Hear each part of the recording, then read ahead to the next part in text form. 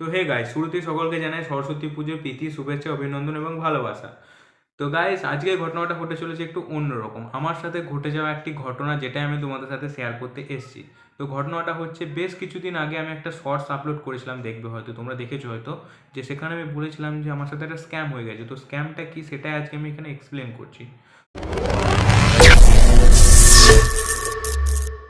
তো ঘটনাটা হলো যে, আমাদের কলেজের থার্ড সেমিস্টারে অ্যানুয়াল ফিস জমা দেওয়ার ডেট দিয়েছিল 25 থেকে 31 জানুয়ারি। তো সেই মতো আমি পেমেন্টও করতে গেছিলাম। আমার পেমেন্টটা অনেকটাই বড়, যেটা তোমাদেরকে সাইডে স্ক্রিনশটে দেখতে পাচ্ছ।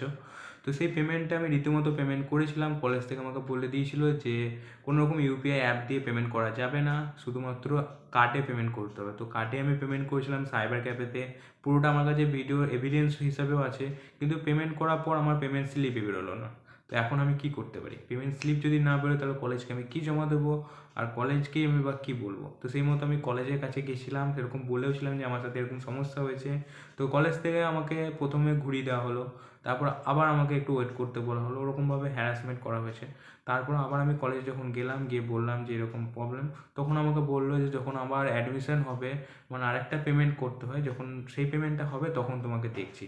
তো এখন আমি সেই মতো ওয়েট করছি। এখন তোমরাই বলো আমার কী করণীয়? আমি এখন ওয়েট করবো নাকি অন্য কোনো কিছু করা যাবে? তো এখন তোমরা আমাকে প্লিজ প্লিজ বলো, আমাকে একটু সাহায্য করো। আমি খুবই ফেড আপ হয়ে আছি, কারণ এত বড় পেমেন্ট, এত বড় ব্যাপার, তাই তোমাদের সাথে ঝটপট শেয়ার করতে এলাম পুরো ঘটনাটা। তো এখন তোমরা আমাকে প্লিজ প্লিজ প্লিজ সাহায্য করো। আর চ্যানেলে নতুন হলে চ্যানেলটাকে সাবস্ক্রাইব করে দিও।